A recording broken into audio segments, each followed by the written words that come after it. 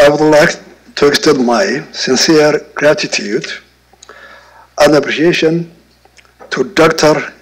Kevin Robert, President of the Heritage Foundation, for inviting me to give the address today. The Heritage Foundation stands out among the America's leading public policy institutions to promoting a truly interdisciplinary approach to understanding the politics of and economics of East Africa. It is therefore a great pleasure and honor for me to exchange views today on Somaliland and the future of our region with such a distinguished participants. Ladies and gentlemen, today the whole world is a laser focusing on the tragedy in Ukraine. The shelling, the bombardment, the destruction, the death, the mass suffering, and the largest refugee crisis in Europe since the World War II. Today, the suffering of the people of Ukraine is unfolding in front of our eyes with the help of the 24/7 news cycle and the social media. For us, as Somalilanders, the tragedy is reminiscent of the genocide committed against our people 33 years ago. A tragedy I myself witnessed firsthand, on which over 50,000 of our people were massacred in the hands of Somalia government at that time. And millions of our people became either refugees or were internally displaced. We feel the pain and the anguish that the people of Ukraine feel today because we went through the same experience. Only in our case, the genocide committed against our people was hidden from the world, as at that time there were no 24/7 days news cycle and the social media. However, the better memory of what we went through is forever be memorialized in the minds and will never be forgotten by our people. Ladies and gentlemen, I come here before yesterday to tell and to talk about my country's progress, challenges, and the role our country plays in the security, stability, and economic development in our region and beyond.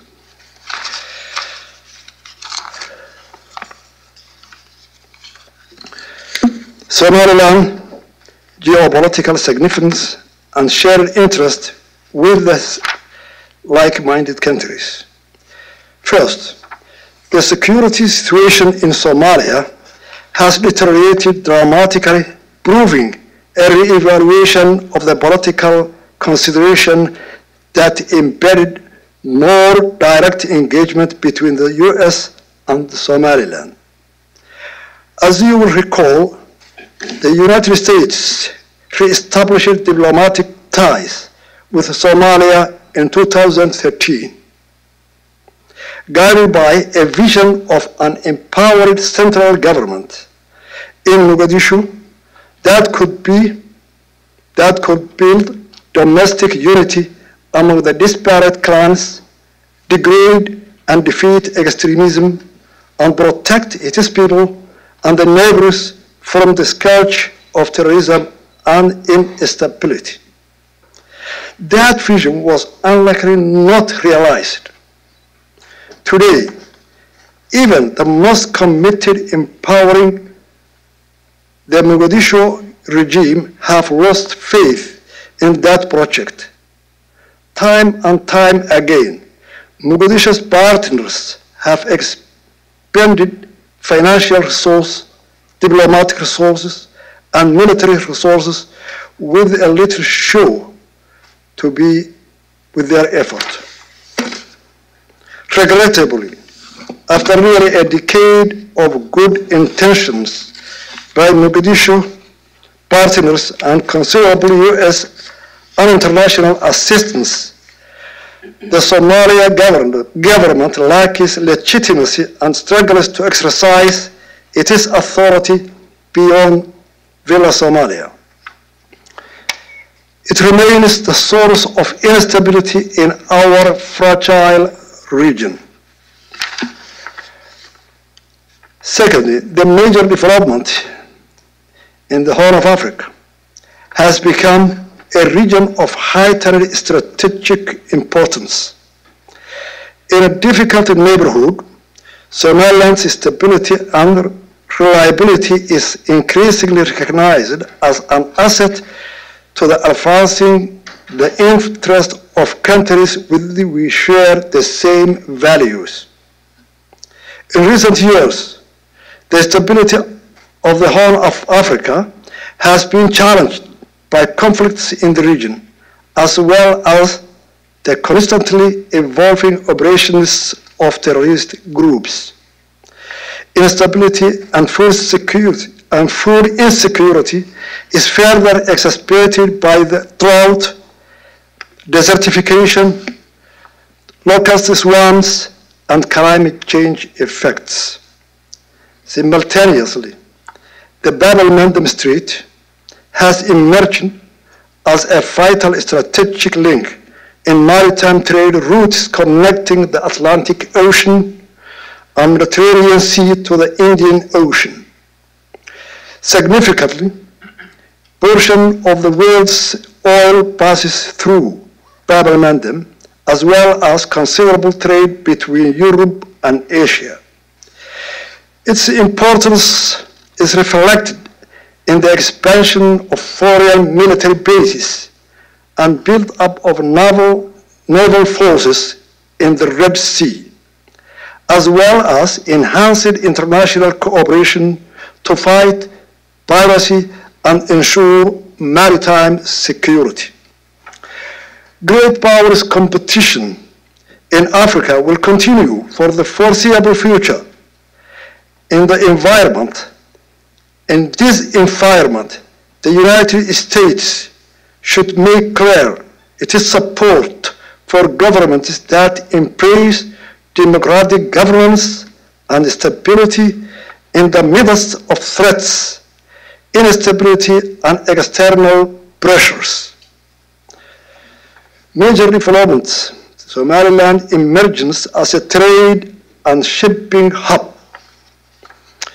The modernization of Berbera Port, the opening of a new international airport, and construction of commercial corridors to inland neighbors and connecting the Horn of Africa to global trade routes, serving as an linchpin for renewed economic development in East Africa. Last June, our government and DP World of the Emirates inaugurated a new container terminal at Berbera Airport, marking the completion of the first phase of a significant port expansion project. This was followed in October with DP World and Britain's Development Finance Agency announcing plans to jointly invest a significant amount of money in logistics infrastructure in Africa, sharing with further modernization of Berbera Port. These investments, combined with the ongoing challenges in neighboring countries, make Somaliland the most stable and reliable conduit between much of East Africa and the world's major shipping lines. Taken together, these three developments, the challenges the international community confronts in the Horn of Africa is increasingly strategic importance and Berbera's potential to create a new economic engine for the region means that Somaliland is poised to become a key player in global security and economy. Somaliland and Somalia, or Somaliland dialogue and Somalia. The Somaliland-Somalia dialogue started with the London Conference of 23 February in 2012. Article 6 of the London Conference stated that the conference recognized the need for international community to support any dialogue that Somaliland and TFG, Transitional Federal Government, or its replacement, may agree to establish to clarify their future relations. The key point here is to clarify the future relations between the two countries.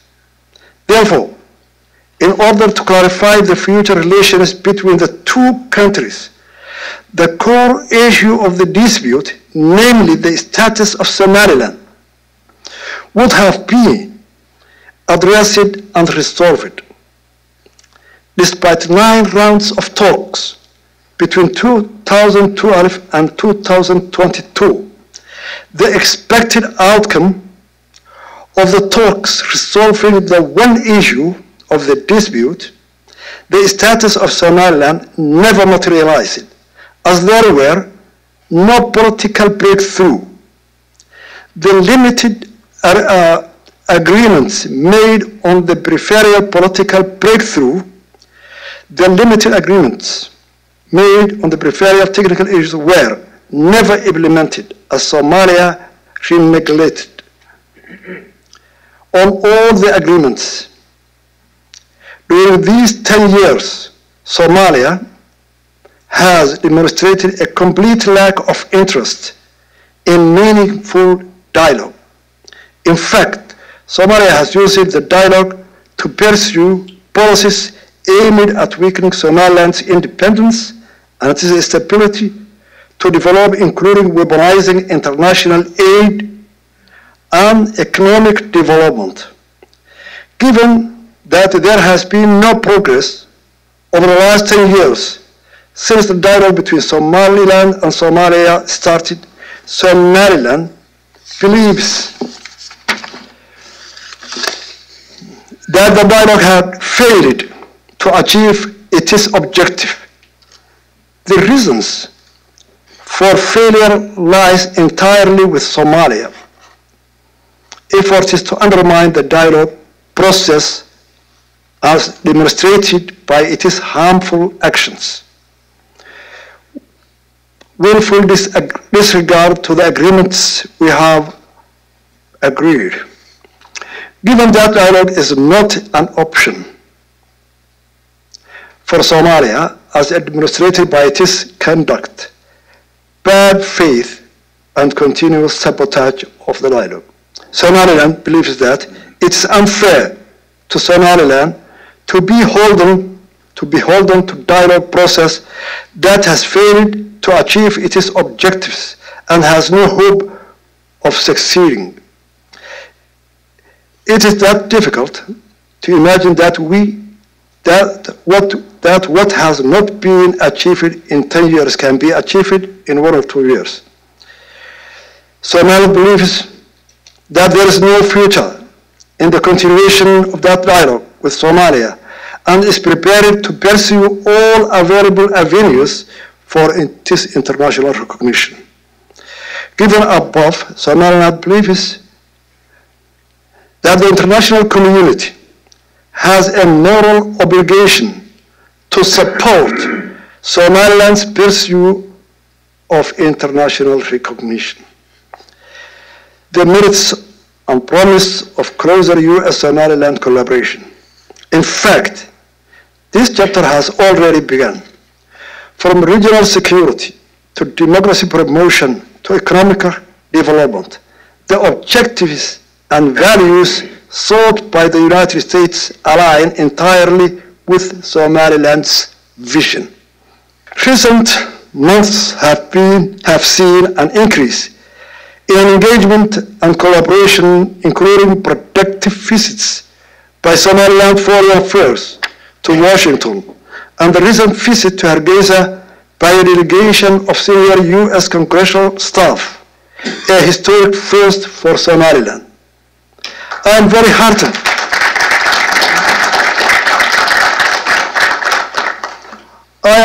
heartened by these developments, by sustained direct dialogue and partnership is needed if we are to effectively address the growing challenges and truly advances our shared security, economic, and governance objectives in the region. An important foundational element of this partnership is the establishment of the Parliament U.S. diplomatic presence in Hargeisa. To establish of a permanent U.S. diplomatic presence in Hargeisa, several nations, including Ethiopia, United Kingdom, Denmark, Kenya, Taiwan,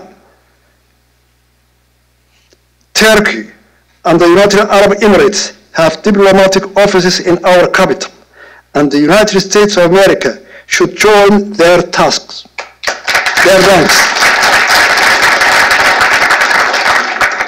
With this presence and regular visits by senior U.S. officials,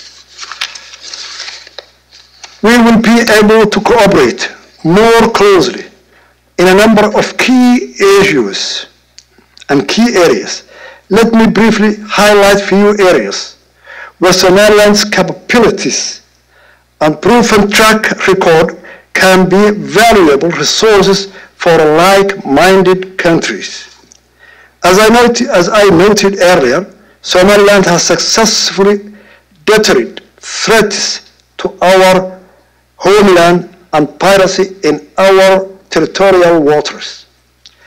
Our Coast Guards works with partners such as the United Kingdom to guarantee the safety and the security of maritime trade through the Red Sea and the Gulf of Aden. We work with foreign partners and international NGOs to minimize illicit trafficking and smuggling networks. We have much to offer in terms of community-based security, successes, and closer cooperation with the United States on these efforts would advance shared interest and strengthen its needed presence in the region. Similarly, our recent modernized infrastructure, particularly the Port of Berbera, is well positioned to support security operations, logistics, and humanitarian aid, as well as expanded commercial opportunities throughout the region. We appreciate U.S. government's interest in Berbera and hope discussions will continue to explore utilization and further development of what could be a vital gateway for trade, investment, and security cooperation between the two countries.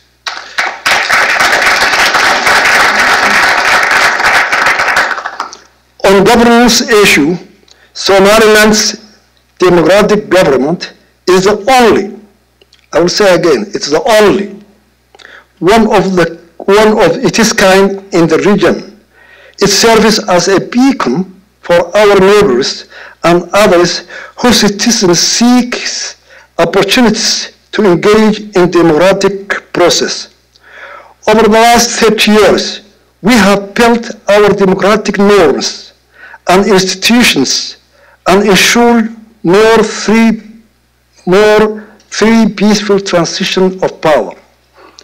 We are aware that there are still certain issues to be addressed to ensure that our electoral process is more perfect. We are working on ways and means with our laws of enhancing the role of women in our political process and increasing their participation as candidates in future elections. Somaliland has much to offer others seeking to build their own democratization process, from updating voter registration systems to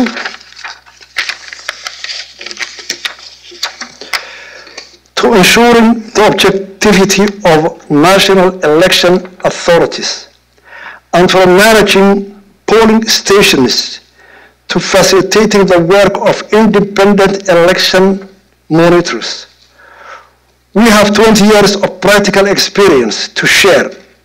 We would welcome greater partnership with the United States government and civil society organizations to advance democratic norms in our region and elsewhere, and to further improve our democratic institutions. In a troubled region that has experienced significant setbacks for democratic governance and continues to face serious threats from terrorist and other violent extremist groups, the successes of Somaliland are not small achievements. Our friends in the United States understand this, and we are grateful for their continued engagement and support. Yet, this is just the beginning. We can and must work more closely together if we hope to compete with and overtake these who seek further instability and dependency on our region. There are so many practical and important steps we can take, and with each one, Somaliland will demonstrate to our partners and the world that our ultimate goal of international recognition should be granted. As an equal with other nations, Somaliland will be able to contribute even more effectively to a sustainable and prosperous future to the Horn of Africa, building in our own experience in foregoing an oasis of stability and long-troubled region. The road ahead may be long, but I'm sure and confident that even that Somaliland will be able to count on us, that will be able to count on US support as we pursue shared objectives and journey toward our long deferred destination is a free, sovereign, and democratic Somaliland country. Thank you very much for your attention.